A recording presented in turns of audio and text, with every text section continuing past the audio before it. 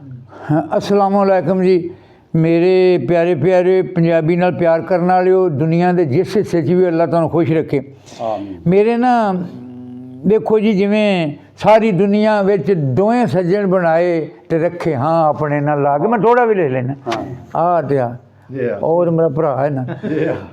सारी दुनिया विच दो सज्जन बनाए ते रखे हाँ अपने नाल ला के, इन्हां अग्गों मुड़ 100 सज्जन बनाए ते लई वधे नाल रला के, ते मेरी याद इन्हां नूं भुल भुल गई। यार है साडा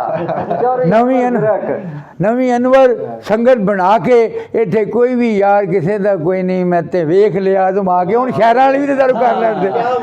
अच्छा फिर इन्हां ने एक बार मैनूं सोच दित्ती, ये मैनूं दसदे हुंदे ने इहो जी लिखी शायरी इहो जी कर, तो मैं कहा चलो कर लाँगे, इन्हें रिश्तेदारों बेलियों मिलते रहना चाहिए।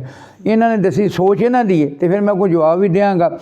बई इन्होंने आख्या बई आउंदे जांदे हर एक साल, इन्हों का ख्याल है आउंदे जांदे हर एक साल नाल ना साईं दा लईए, आउंदे जांदे हर एक साल नाल ना साईं दा लईए, ते साफ ते सीधे राह ते जाइए, पुठे राह ना पईए, ते ना आया तो लुकीए अनवर, ना दड़ वट के बईए, रिश्तेदारां ते सज्जणां नूं मिलदे जुलदे रहिए। ते ये ख्याल इन्हां दा सी बनाया। ते मैं हुण मैं कोई जवाब देना, सोचां सोचदियां बस एवें ज़हन च आया मेरे, सोचां सोचदियां बस एवें ज़हन च आया मेरे, डंगर टोर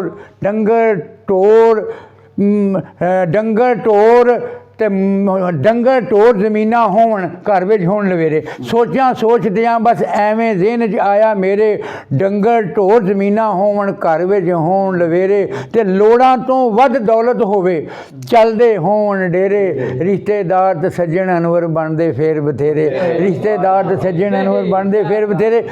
एक इन्हां ने ना होर कार लाई सी, तैनूं थोड़ा चंगा आया, उन्हें आखिया वेख लिखिआ भी आंदे ने सज्जना भावें दूर भी टुर जाइए दिलों नहीं भुलाने चाहिए। तो मैं आख्या चलो हुण अपना घर का जोगी जोड़दा जोगड़ा, बाहर का जोगी सुध।